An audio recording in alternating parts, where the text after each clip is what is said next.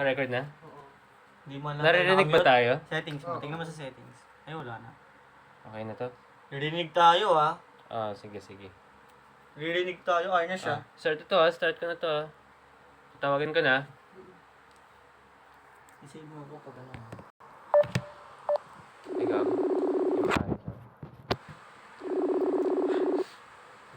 Okay, huwag kang tumawa. Ayos pa rin ka. Hello? Okay, good morning po.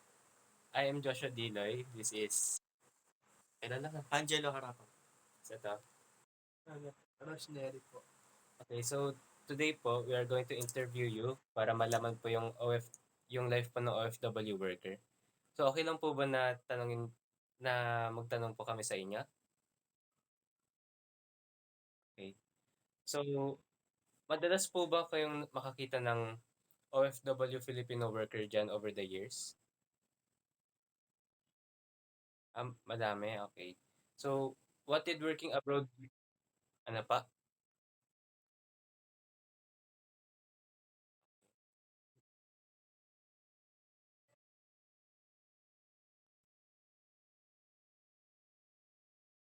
Okay. So, what did working abroad...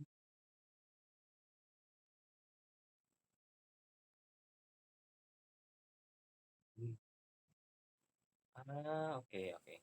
So, what did working abroad bring to you in terms of personal and professional growth?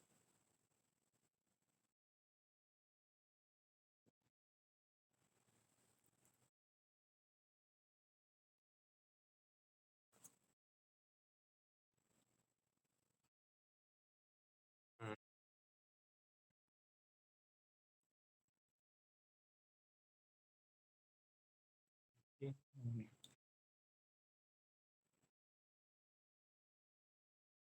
Mm.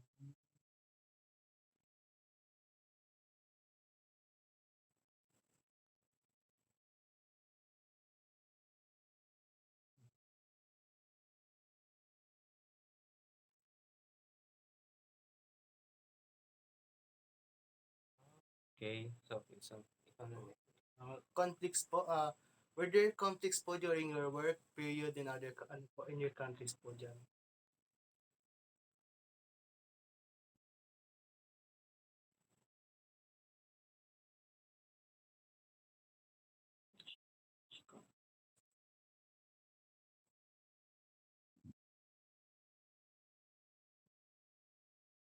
Mm.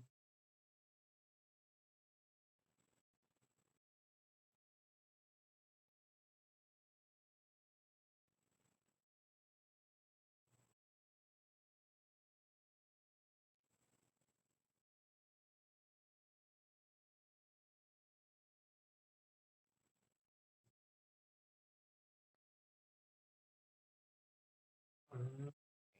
Okay.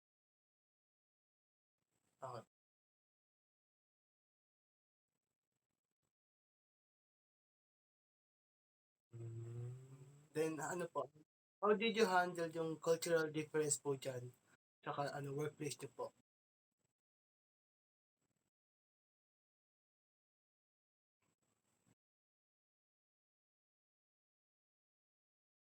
Ah?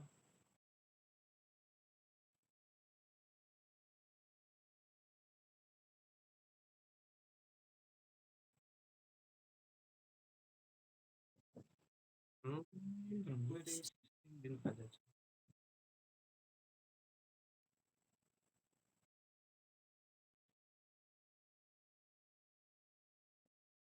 Mm.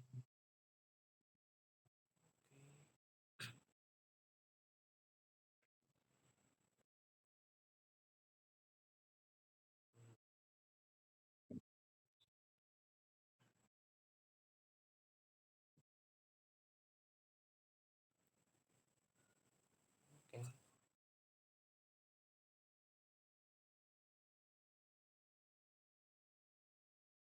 Mm. Racism din pala dyan.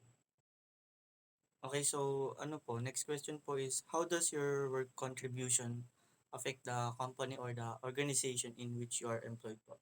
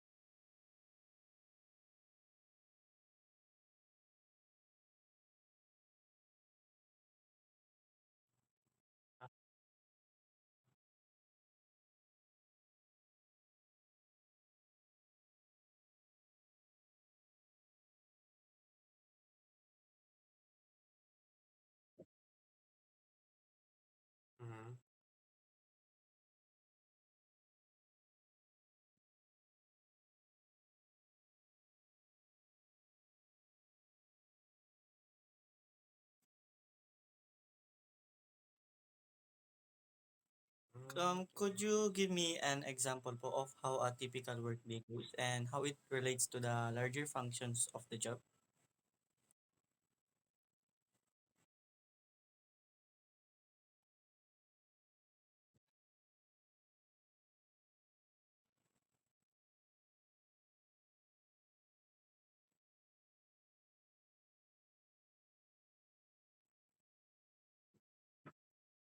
Mm. Mhm.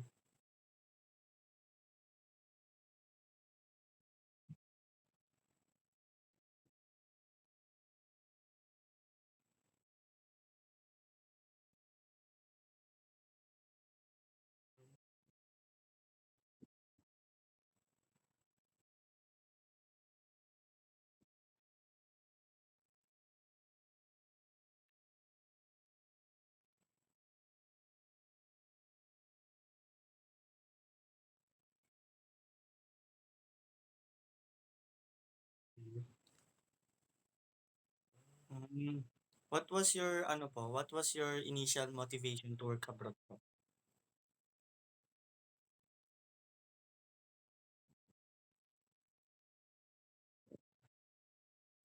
Ah, Mm.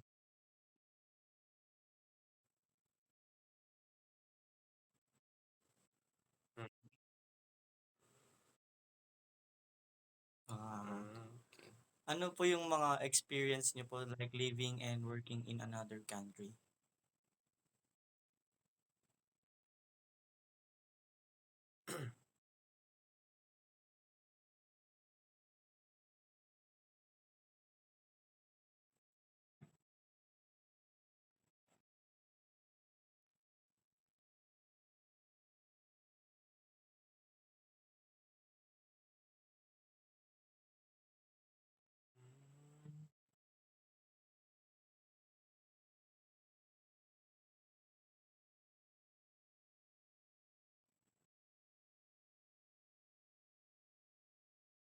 Ah,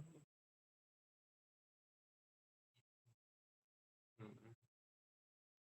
Asian. Okay, Okey, so thank you po thank sa you po. time niyo at saka sa pagtanong po ay pagsagot po sa mga tanong namin. Ayun lang po.